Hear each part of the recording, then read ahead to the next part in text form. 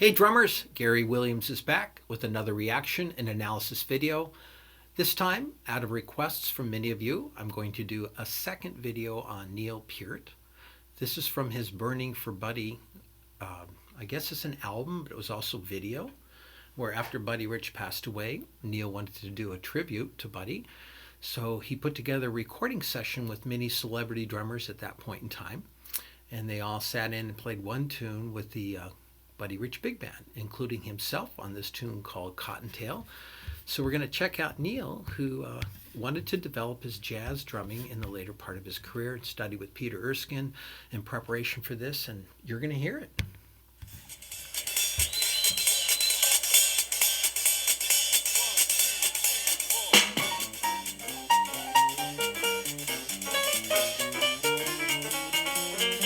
Much smaller kit for Neil.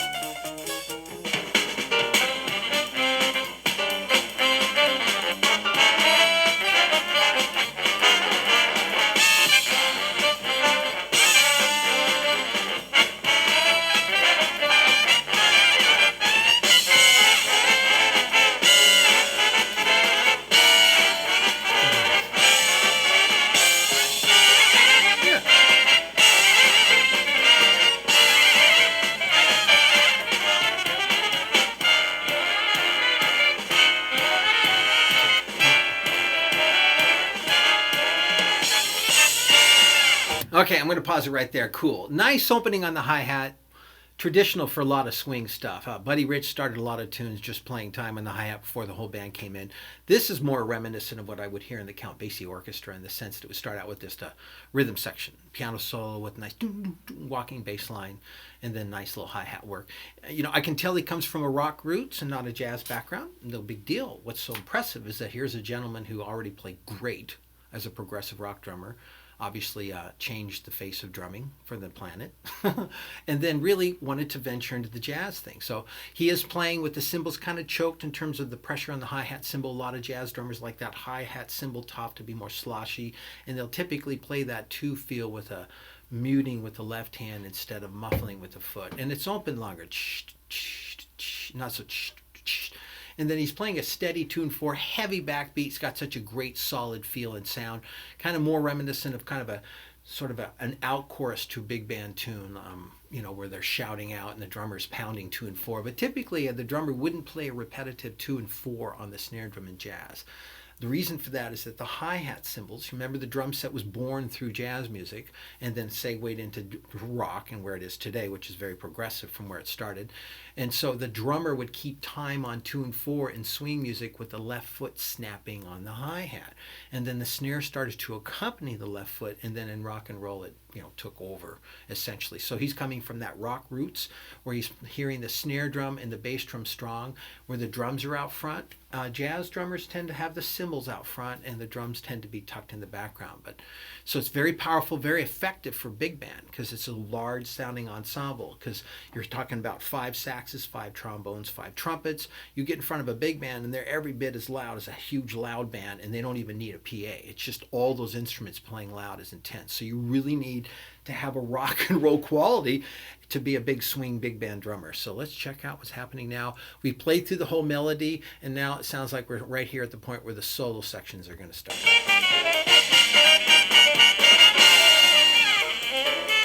Nice shot of his feet. Yep.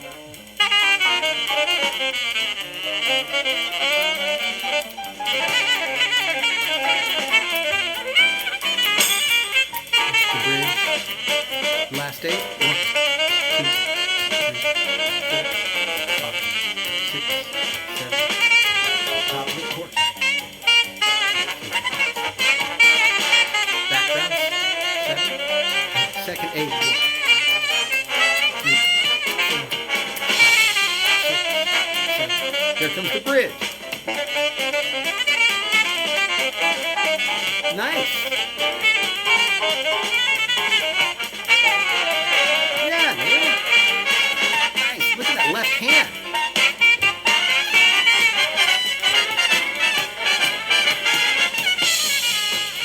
solo. Mini shout.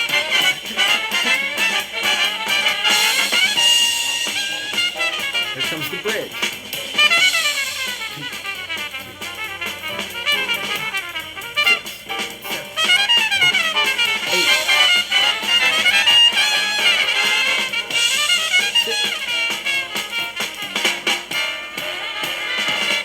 Pedal point.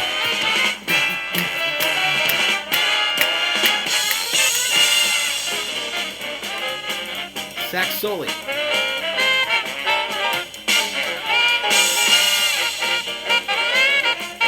That's where all the saxophone players are playing the same kind of ideas and rhymes.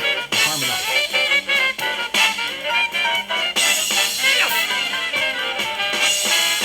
Yo! Yeah!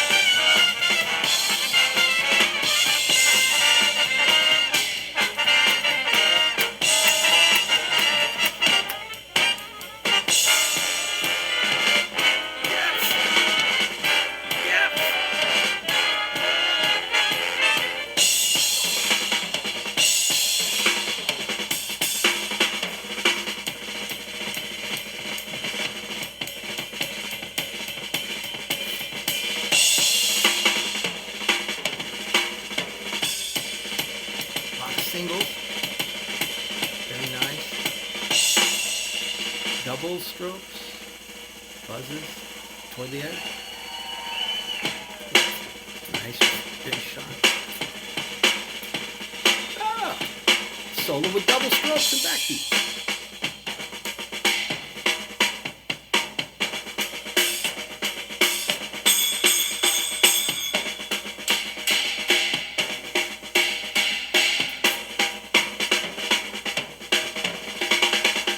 Notice how high his tom was tuned.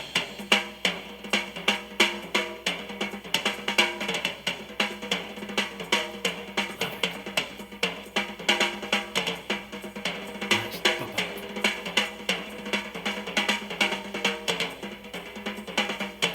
Love it. Notice how high his on tune 4.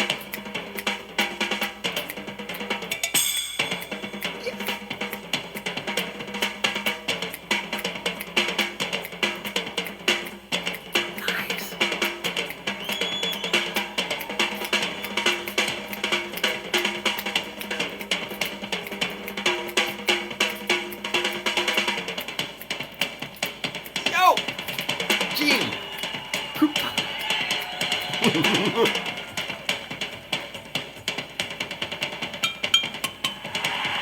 Yes.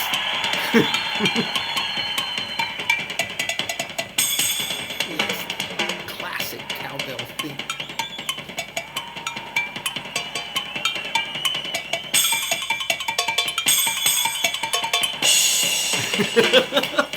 Yes.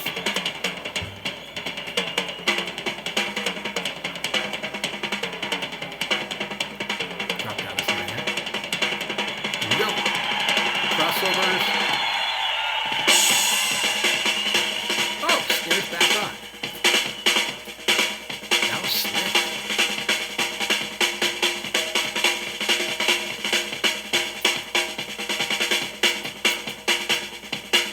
Sounds like his bass drum's on 2/4.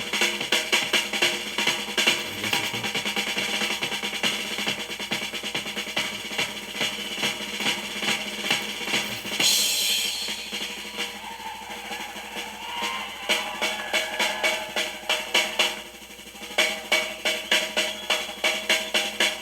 Using all singles.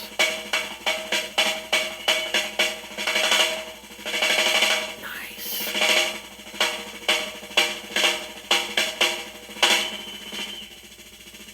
Yeah. Left, right, right.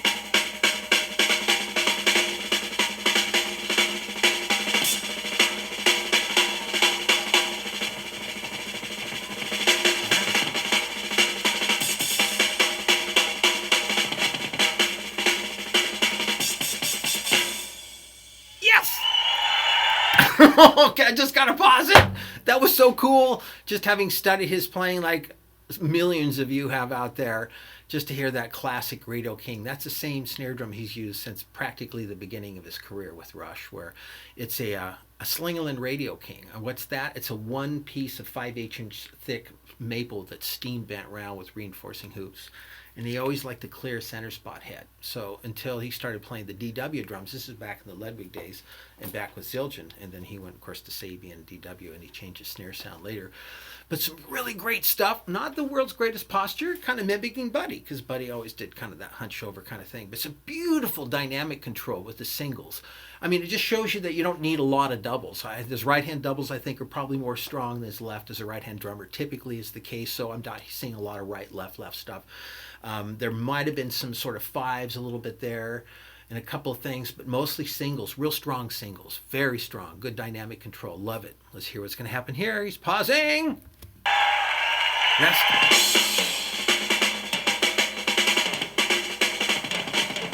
2 up, 2 down.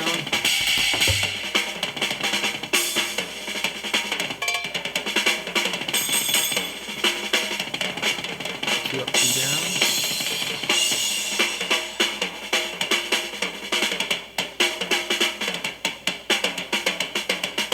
Nice! Bakuku, bakuku. I think that was 1 up, 2 down.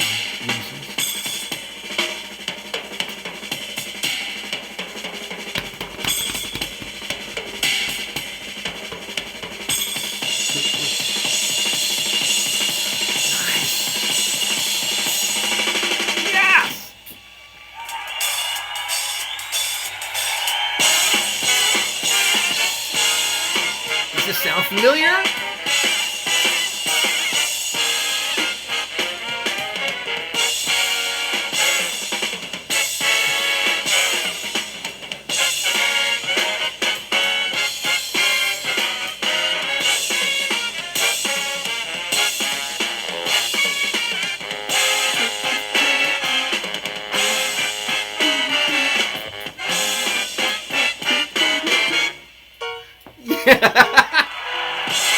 Oh well.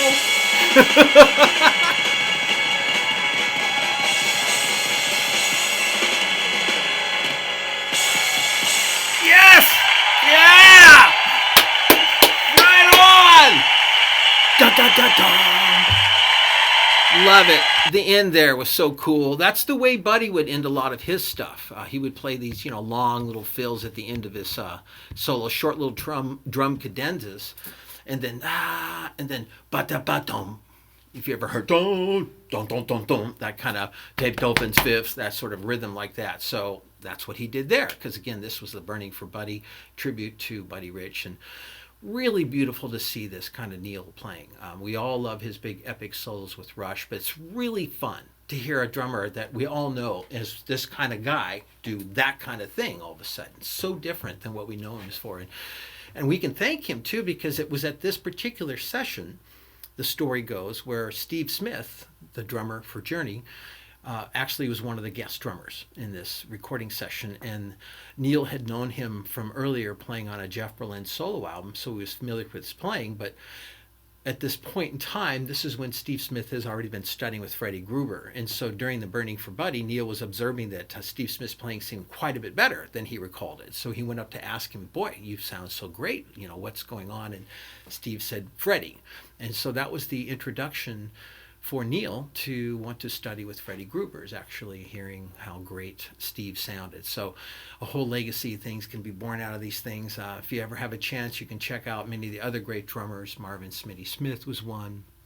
Greg Bissonette was another one. And Dave Weckl was on there, I believe, and some other great drummers. So it's pretty cool to hear these guys play some of this kind of Buddy Rich big band stuff, but with their own personality and their own stamp. Even though they're doing stuff that's sort of paying homage to Buddy, you can still hear them, and that's what's great about it. So some of the classic Neil Peart licks in the solo that the audience raves about, the cowbell theme, and some of the stuff that we all have grown to kind of almost expect to hear during a Neil Peart solo, because we just sort of know that. It's almost like a song that you'd have to hear if the whole band played. It's almost like a theme in the solo you have to hear every time you hear this drummer play a solo. So, anyways, great playing of the big band by the great Peart drummer. Rest in peace, brother. You've given us a lot. So I hope you like this. If you did, give me a thumbs up, share it with your friends, subscribe to my channel, and I'll see you on another reaction and analysis video.